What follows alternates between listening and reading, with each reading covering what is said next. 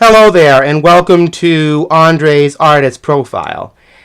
Whereas usually I do these profiles on the birthdays, when I can and when applicable, for these artists, I celebrate their life. In this case, because I sadly missed his birthday, I'm going to be celebrating a rather tragic event in the rock and roll world, and especially for, Beatle admirers such as myself.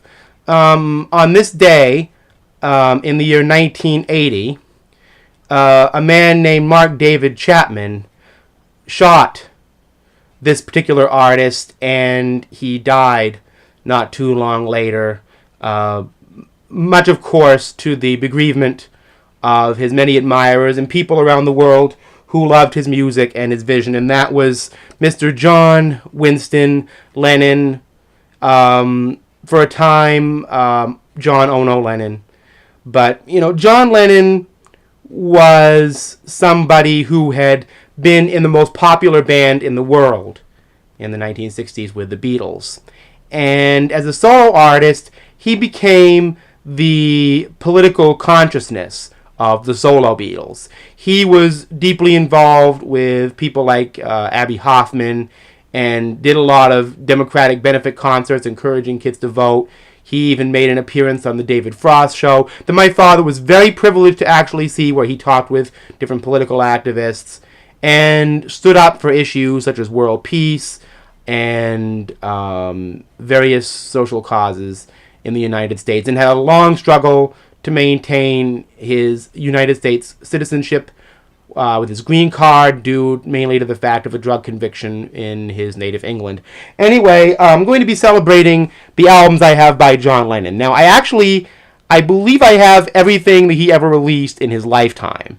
So if there's anything that I don't have for John Lennon's solo career that he released in his lifetime, you can tell me. Aside from singles, I don't have all the 45s that he released separate to albums. But anyway, this is an album that at the time I got it was sort of a grail because it was out of print. And that's the cover, by the way. I'm sorry for the Sharpie pen marks on here. Somebody put that on there. This is Live Peace in Toronto, recorded in 1969. He does some old rock and roll covers, which is something John Lennon loved to do. He had Eric Clapton on this album, and of course Klaus Voormann. And the first side is John Lennon's song. He did a famous version of Give Peace a Chance on here, which was his anthem from around that time. Now, if you open this album up, here's the blue kind of inside, like the sky. You get the John and Yoko calendar. Please paste your own cover, it says. It's got pictures of John and Yoko's family inside. They did a lot of family albums at this particular point. There's John and Yoko. Right there. Another picture of John and Yoko. Another picture of John and Yoko. It's a calendar. Another one. Some good pictures in this album. Anyway, I digress. Great album. If you can find it, get it. It's worth more than worth having, I should say. This album has been revered by a lot of people, and I can't say I blame them, for being John Lennon's recorded masterpiece. John Lennon's Plastic Ono Band. A little word on this. Yoko actually recorded a Plastic Ono Band album of her own. The difference is, on Yoko's album, John is sitting up against the tree. The picture is just slightly different. The best known song on this album is Mother. John and Yoko were going to Primal Scream Therapy during this time, and there was a great deal of screaming on that song. Of course, my favorite song on here is Love, which just basically explains what love is, at least to John Lennon, and is a very pretty song.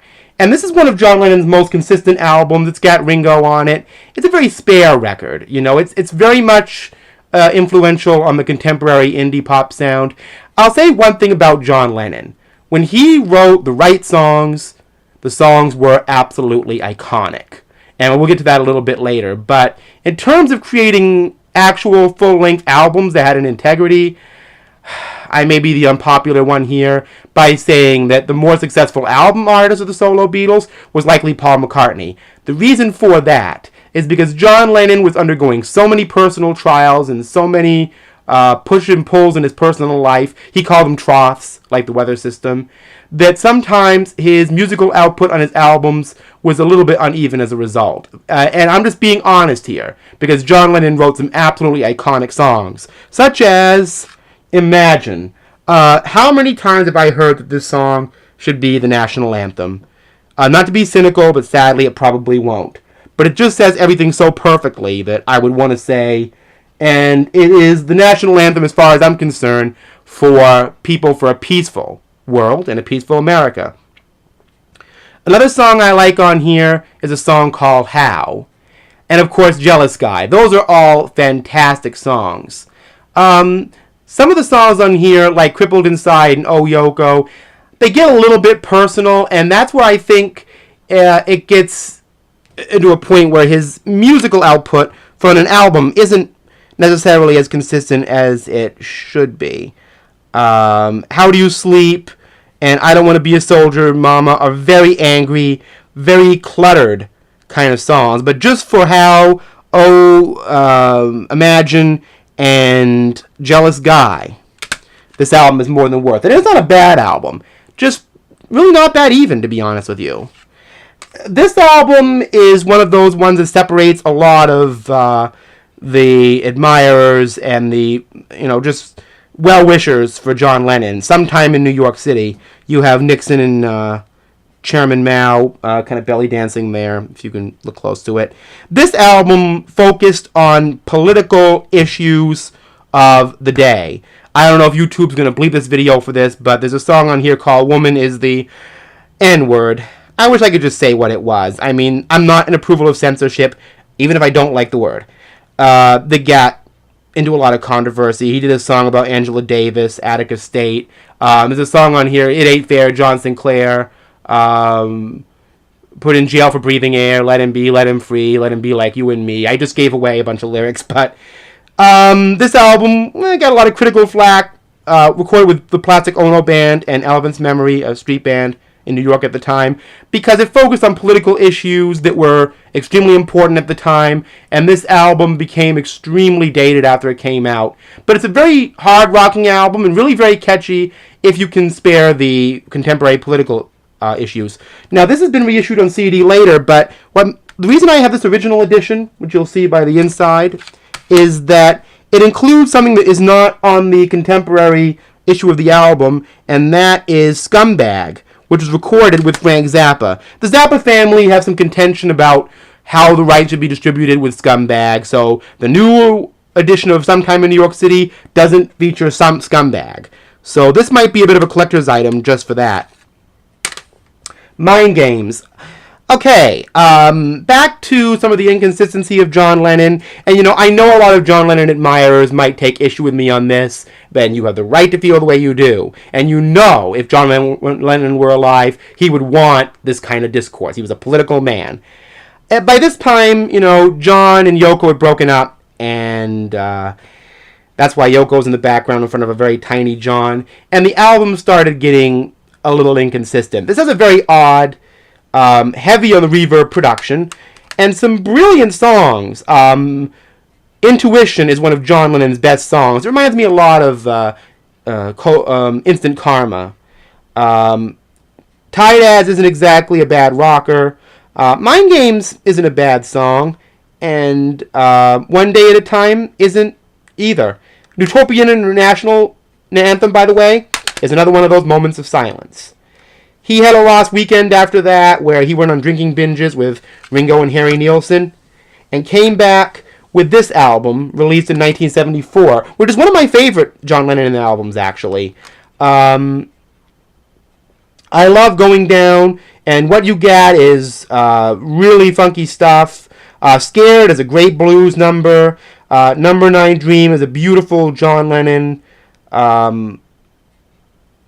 love song, and Bless You is just one of the most remarkably written songs quarterly. And of course, there's Whatever Gets You Through the Night. But I don't like the version that's on here. I agree with my dad on that. I don't like the version. It's a little bit musically cluttered. It's a great idea, great musicians, just a little bit cluttered musically, but it's a great song. And I've heard actually remixes that alternate mixes that are a little bit more to my personal liking. But this is actually John Lennon's most consistent album of his original run, at least I feel. After that, he got back together with Yoko, and they had their son, Sean. And he retired from music for 5 years. Now, some say that he was actually going through a really dark period, mostly his son, Julian. And John insisted that he was baking bread and being a house husband. You know, everybody has different ideas on that. But regardless, John came back in 1980, but we're going to go back in time a little bit. During his retirement in 1975, they released this album. It's an album of rock and roll covers like Rip It Up and Bebop-A-Lula, stuff that John grew up on. This was recorded during his last weekend. John was probably at his personal worst when he made this, and didn't release this in 1973 when he made it, so it came out in 1975 under the name of Rock and Roll. It's not a bad album, not as bad as I would have expected, but not perfect. Now, when he came back in 1980, he released this album, which was a collaboration between him and Yoko. Yoko's music wasn't always the most commercially accessible, but on this album, she did songs like Kiss, Kiss, Kiss, which were right on time because the B-52s and, you know, Blondie and New Wave were really big at the time, and her music was right on the vanguard of that, always had been, and it got people interested in Yoko. But for John's segment, this is probably one of his most consistently wonderful albums. You know, the hits are amazing. You know, Woman, Just Like Starting Over, Watching the Wheels, I'm Losing You, and Beautiful Boy is another amazingly written song.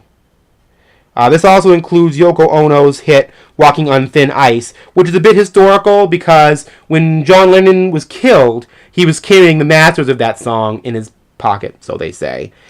This was recorded at exactly the same time as Double Fantasy and was intended to be issued the next year. It's called Milk and Honey. John's contributions to this are a little bit on the heavier rock side. This album came out in 1984. This reissue I have is because my first CD reissue of it got cooked by a bad CD player. But I'm Stepping Out, Nobody Told Me, which was a hit from this album. You know, Borrowed Time, I Don't Want to Face It. The version of Grow Old With Me is a taped recording. I don't know why it's included on here, but it's not nearly as good as some of the demos I've heard. It's actually a very good album, Milk and Honey. Not quite as strong as Double Fantasy, but it was recorded at the same time. So anyway, there you have my John Lennon collection. He's in a couple box sets, including one that came out in the late 90s that included some rarities, which I don't have, and I think it may actually be out of print now, but I wanted to send my best to Sean and Julian Lennon and to Yoko Ono. I know this is going to be a day of great contemplation for you and all of you John Lennon / Beatle admirers out there. And I just wanted to, at this time we're not too far away from the first anniversary of Sandy Hook school shooting last year. I just wanted to say that between John Lennon and all the school shootings and everything, I think something really needs to be done about our gun laws. You know, I would hate to see a John Lennon type incident occur for our pop culture generation. It would be tragic, as it was tragic for John Lennon. So, in the spirit of John Lennon, I wanted to say I'm going to soapbox a little bit on this. We need to do something about guns. Not ban them, but get people's mind into a place where they don't feel that's the only usable thing that they have to protect themselves from people who would harm them. So, this is my video tribute to John Lennon, and I will see you next time.